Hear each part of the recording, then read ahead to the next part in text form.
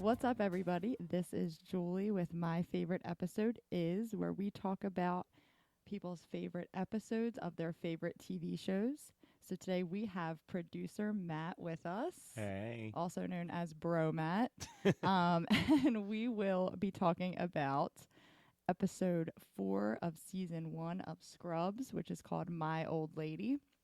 So, Matt, can you start us out with a little summary of the show? Because I can tell you, I had no fucking idea what was going on. I had to look up people's names because I've never seen this show before.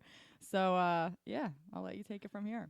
So, Scrubs is a comedy show about doctors. And at the time that it came out, I hadn't really watched it, but it was something that people kept telling me to check out, especially when I started working at hospitals. People were like, it's actually the most medically accurate show on television. It's not. And I think in this episode it exemplifies that. It's definitely not that show like House or Grey's Anatomy where someone always rolls in with the perfect solution at the end. It shows that bad things happen in a And it hospital. doesn't have like 20 fucking seasons. Yeah. It's just like never ending. That's good. But the first time I watched the show was I had seen Garden State, and I was obsessed with Garden State. And someone told me that I reminded them of Zach Braff in Scrubs, and that they thought I would really, really like the show. And at that time, Netflix had just started with the discs. So I ordered the first disc of the first season to be delivered. I was living at grandmom's house at the time. The discs. Yeah. I forgot about the discs. Yeah. We used to have a Netflix DVD in our mailbox probably every 4 days. Every day. Like, Every day. I forgot about the discs. I still get them. That's hilarious. So Can I borrow your DVD player? so the disc came in, and I watched it's a 3-hour disc of the first season, and I loved it so much that I literally, when it was over, I mailed the disc back and then got in my car and drove to Suncoast and bought the whole season because I couldn't wait for the next ones to come in the mail. Another historical place, Suncoast. Yeah. When is the last time anyone has seen a Suncoast? Please let us know. So yeah, I went to the Suncoast Pictures at the Granite Row Mall, and I picked up, I think the first 2 seasons were out at that time, and I bought both seasons and just went home, binged it.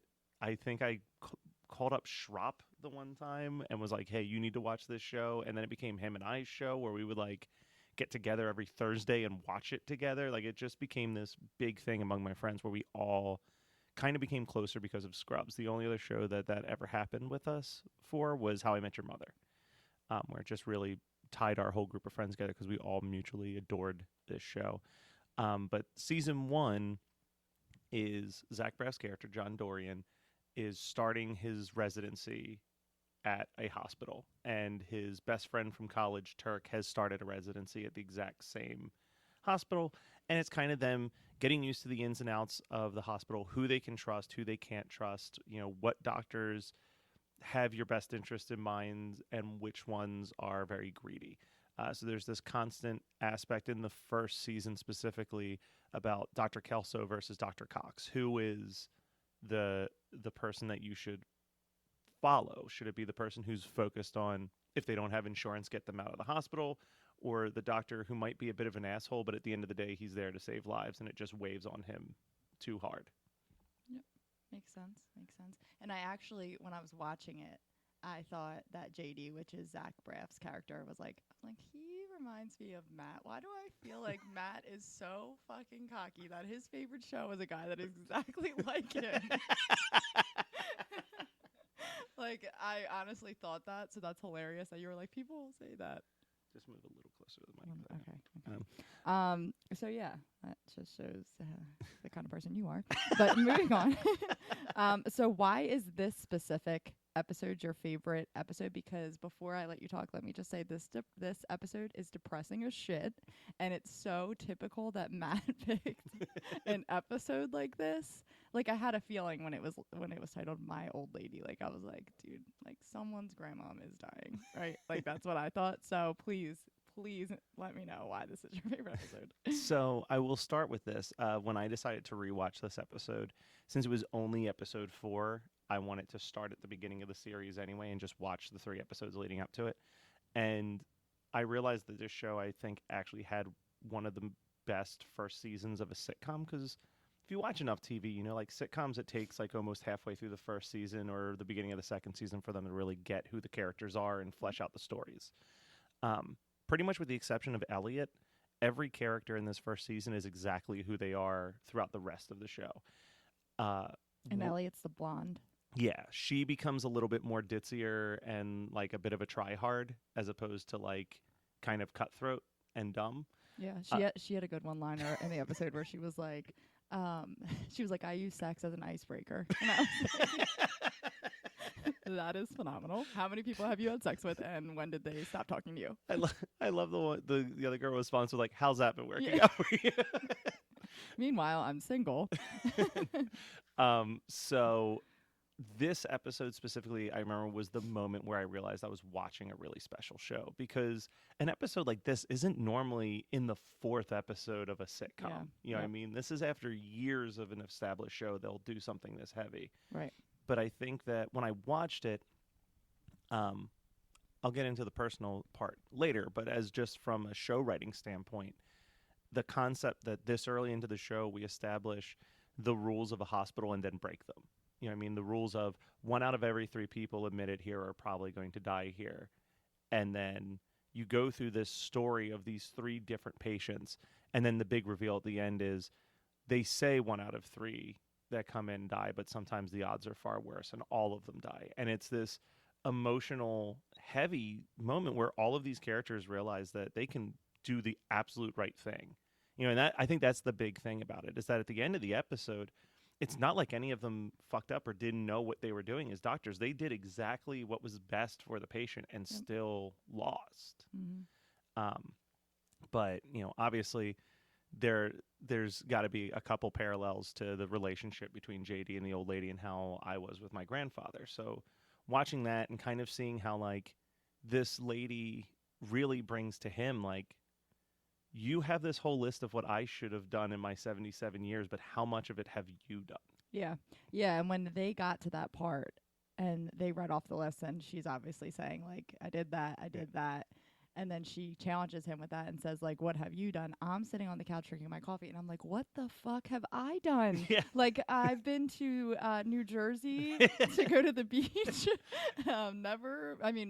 Matt has been so many places where, like, he could probably be scratching off some things. I haven't done shit, and this episode was a realization for me. Listen, you've been to Epcot at Disney, so you've seen at least 11 countries. Yes, and I will continue to go to Disney until I'm 90 years old. Yeah. So yeah, that. You're gonna go see the Eiffel Tower. Yes. I totally thought he made that up too. He did. Oh, awkward. Yeah. Well. Yeah. Okay. And moving on. The fact that, like, he got me, like. Like, she's like, that's not real, and he, like, turns it. He's like, so I'm like, oh, it must be real. I never heard of it. I should have Googled it. But just like Matt was saying, where everyone dies at the end. So let me just tell you that I had this, like, pinching feeling that everyone's going to die at the end when you kind of met each doctor and their patient.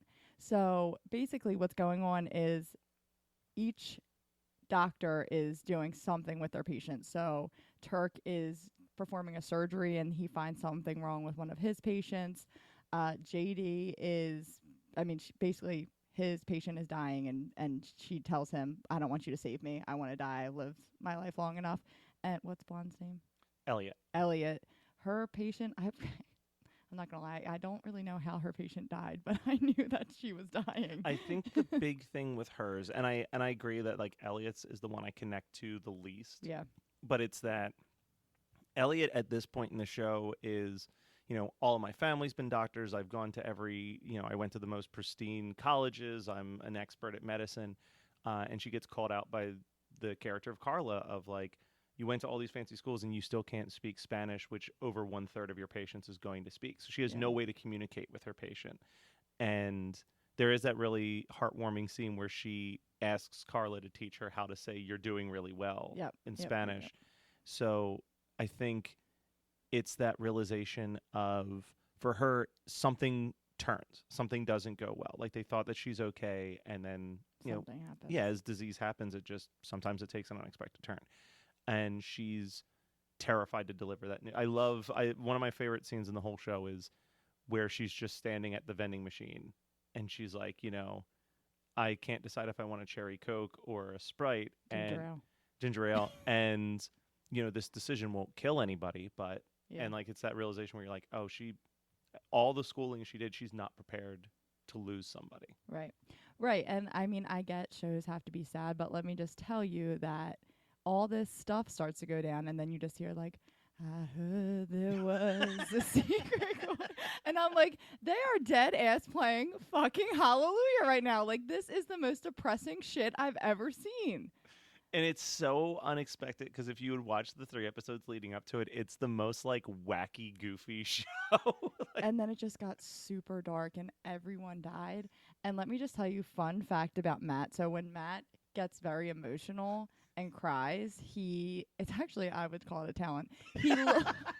He looks like Kim Kardashian, and I don't know if everyone knows what she looks like, but Google a picture and that's what Matt looks like. It's like he tries to smile through the tears. But it doesn't work, and it's so ugly. It is the ugliest crying face. And as I'm watching this, I'm like, oh my God, Kim K totally came out during this episode. And yeah, so that was hilarious.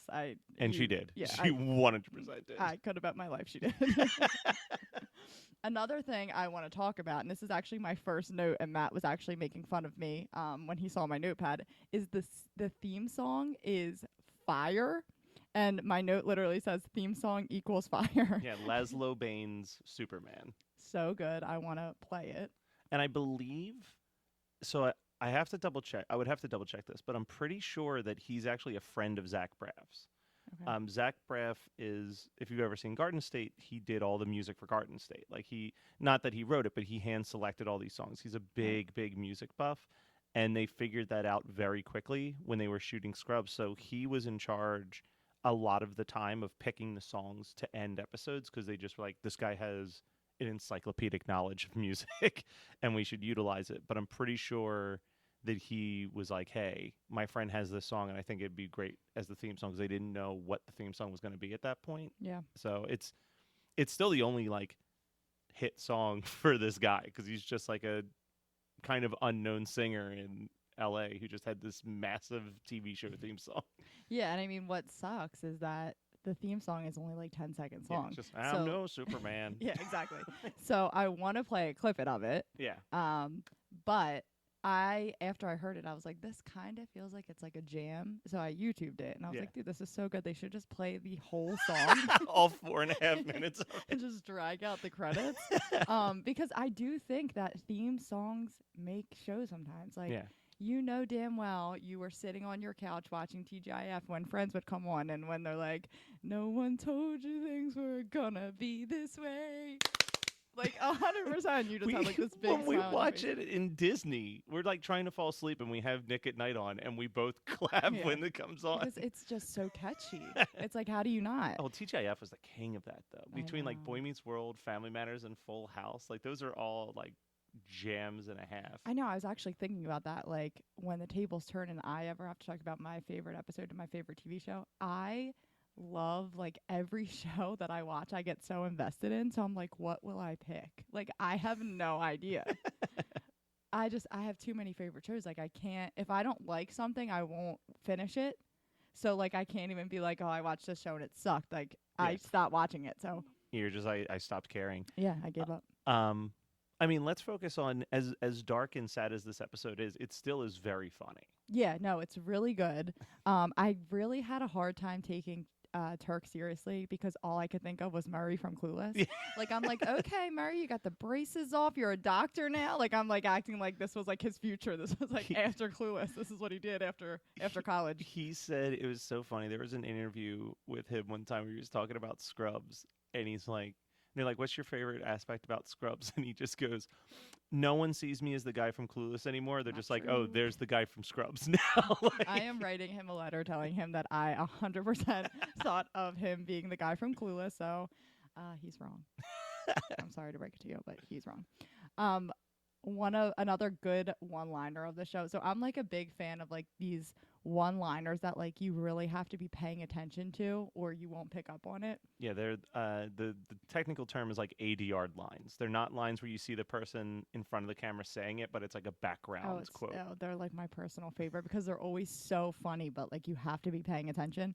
So in the one scene, JD, which is like the main doctor, Zach Braff's character, he gets introduced to the old woman and her family, and they're basically just like, oh, like, what are you, 12? Like, they're just like treating him like shit. And the old lady's like, stand up to them, tell them to get out. So like he's very like soft spoken in the beginning, like he's like, just can everyone like get out? And they're just like, fuck you, like we're not getting out, whatever. And then she's like, come on, like push, get them out. And he's like, everybody out. And the mother or the daughter-in-law of the old woman goes, okay, you don't have to wake up the dead. And I was like dying laughing on the couch, but it's like so faint in the background, so like I said, you really have to be paying attention, but it was just hilarious. So I did like that. I actually wrote that down and wrote LOL because I thought that was really good. Another one is, so I don't know, maybe you can give me like a little detail of the background of the janitor of the show. So this is kind of weird. So the janitor in the very first episode, JD is super nervous and he's making small talk with the janitor who's trying to get the door unstuck. And he's like, someone jammed something in this door. It's stuck. And he goes, maybe it was a penny. And he's like, why'd you say penny? He's like, I don't know. He goes, I swear to God, if I find a penny in there, I'm coming after you. And then the episode ends with him holding up a penny at JD. But what the creator of the show admitted was that they didn't think the show would go longer than a season. So the intention was always to reveal that the janitor was just a figment of JD's imagination to like, but then the show went for like 9 seasons, and I think it was around like season 3 or 4, the actor who played the janitor was like, I'd really like to talk to anybody but Zach Braff on this show. Yeah. So they got rid of the imaginary friend. Oh, I kind of like that though. That would have been like, that was really funny. Yeah, the one part he's like across from him and he's mouthing, I'm going to kill you, to Zach Braff, and he's like, what? So then he starts like mimicking, like killing him, like strangling him, and I was cracking up at that too, so that was good. But I'm like, who is this guy? my favorite part in that whole thing is after he finally understands, he says, I'm going to kill you. Zach Braff goes, but why? Yeah. And he just shrugs. I know, so good. But now, like, I do like that you just kind of gave us a background of he was supposed to be like only Zach Braff could see him. Yeah. Because now it makes it a lot funnier. That like, because I'm like, how is this main doctor, like I guess it was like one of the head doctors, not noticing this at all? Like, how is that happening? But now it makes sense. Well, and it makes sense too within like the fact that the whole show is so many weird fantasy cutaways for JD. Like he's always in his head. My favorite joke in this episode is it's so dumb, but it's when the lady says she's ready to die, and then the delivery guy just shows up and he's like, hey, I got a ton of bricks here for Mr. John Dorian. I actually had to rewind. I'm like, fast forward, that's not right. Because I didn't get, like, I'm like, what just happened? Like, what did I miss? That a ton of bricks just fell on top of him, and I was like, oh, punny. That was a good one. So yeah, that was funny. And then he's like, can I get my pen back? His hand like comes out of the rubble. Another good part that made me laugh. So there's definitely a few of these, so just bear with me. But these are like we should just like call these segments like Julie's LOL moments. Okay. And we just like go through the lines that made me laugh out loud.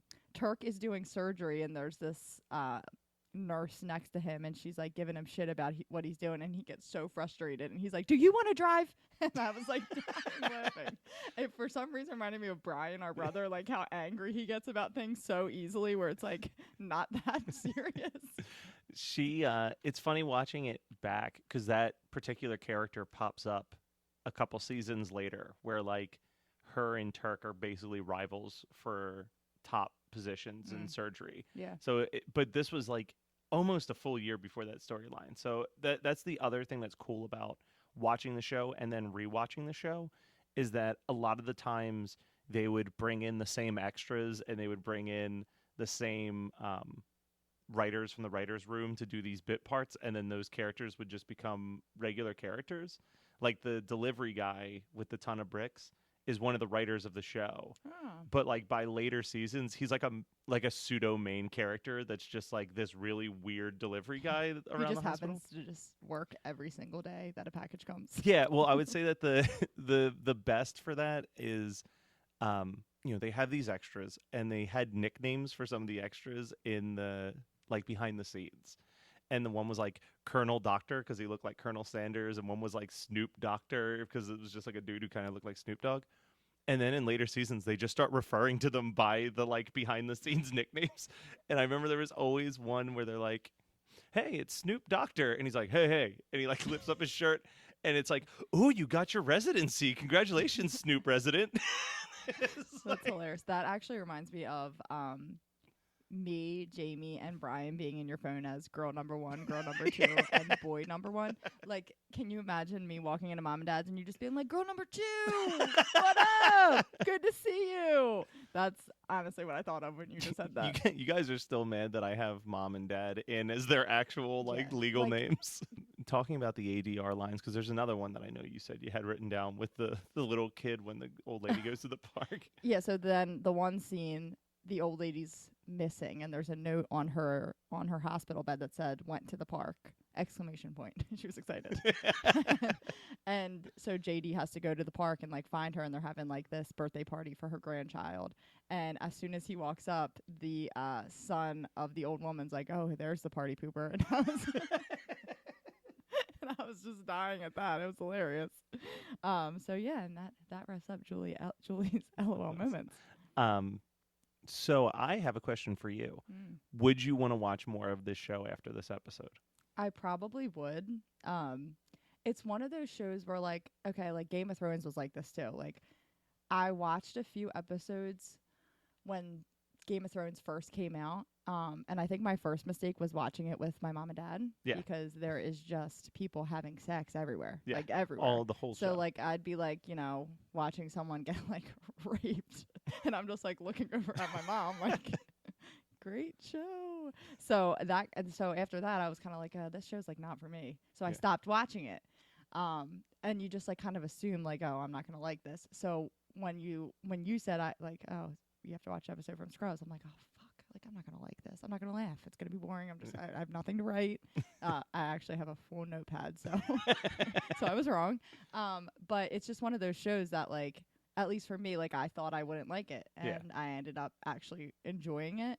So, yeah, I definitely think I would watch it again. All right, cool. I just have to finish the 17 other shows I'm in the middle of. Yeah, you should be fine. Don't put anything else on my plate, Matt, please. You have that Hulu login now, so. Yes. Well, and I mean, eventually I'll get my own. It was like Netflix. Like I used to get so mad I would use his Netflix login, and then Netflix was like $7.99 at one point. They keep upping their freaking prices, but it was $7.99 at one point, and I was using Matt's login, and I was watching. Oh, I remember it so vividly. I was watching One Tree Hill. And it kicked me out, and it was like, you need to pay your bill, like card declined, and I'm like, Matt, you don't have $7.99 in your fucking bank account. To be fair, streaming only is $7.99. I was still getting discs in the mail, so it was closer to like $14.99. But yes, still embarrassing for an adult human to not have that much. I absolutely hate that he was still getting discs in the mail. And, circa 2019, I'm still getting discs in the mail. You are the only person that is still getting discs. They're like, oh, another one from Matt. But anyways, so that triggered me. Like, I texted him. I'm like, dude, like, pay your Netflix. I'm trying to watch my show. And he's like, I'm at work. Like, I'll pay it when I get home. And I just, like, couldn't take that. Like, I was like, you know what? Fuck you. I'm signing up for my own goddamn Netflix. So now I'm using his Hulu login. And I'm sure, I swear to God, if that gets declined. Well, I was going to say, I mean, the flip side is that by the time we're recording this almost 3 months before it comes out, but by the time this comes out, Disney Plus is a thing that comes with a free Hulu subscription. So, which I am totally going to get because Lizzie McGuire is getting remade, okay? And that, oh my God, that just made me want to cry yesterday. I was so happy. Like, I'm still kind of waiting too for Hannah Montana to come back. Like Miley's, like Hannah Montana just like ripping blunts and being like, everybody makes mistakes. Like, you get the best of both worlds. I would love it. I would love that. Can you imagine? Just ripping blunts. It's like you get the best of both worlds, and then she just like snorts a line of coke. Miley, I will be in touch because I have a great idea for Hannah Montana coming back. Because I loved that show. I know mean, you did. Remember. Matt actually came home the one time and like he was like, "What's wrong?" And I'm like, "It's like the series finale of Hannah Montana." And he was like, "Why?" And I was like, "She's sick of living a double life." I remember that so much. We used to have I used to set up sound equipment for like family parties, and Julie was so insistent that I played the hoedown throwdown at like every family gathering. Because that was the absolute jam. It was like, "Oh, you're still doing the cha-cha slide? Do the hoedown, slow down, throw down." What's it called? Hoedown throwdown. You nailed it the second time. Yeah. I will say though that Kim K occasionally comes out if it's the exact right emotional point when The Climb comes on my Spotify playlist. I'm like, oof. Yeah. Well, all you have to do is think of our cousin Grace singing it in her talent show. Hey-o! Just kidding, Grace. Love you. She won't listen to this. I was going to say, she might be one of the few people that listens to this. So. She's going to give me a bad rating now. She's going to be like, fuck you. This sucks. 1 star. Here's the clown. All right, so I guess we can wrap it up. Yeah, otherwise you were just going to hear about all my other favorite shows from when I was 12, so we should probably wrap this up. Or we won't have anything to talk about in the next. We're just going to have to keep replaying this one. You know that one time I watched Hannah Montana? Yeah. Mix it all together.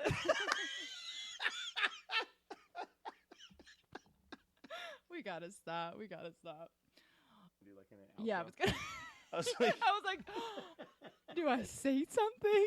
Oh my God, that's hilarious. I think one episode we should actually just do bloopers of me fucking up podcast. Because, fun fact, I fucking up the first line. It's like, oh, we're going to be here a while. That wraps up this episode of My Favorite Episode Is. Thank you very much, producer Matt, a.k.a. Bro Matt, for coming on the show today and talking to me about your favorite show. Tune in next time, folks.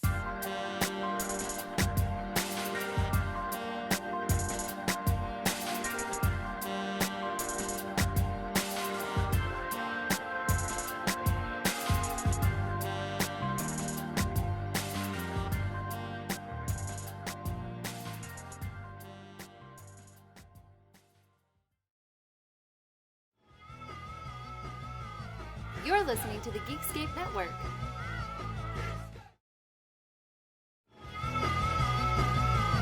You're listening to the Geekscape Network.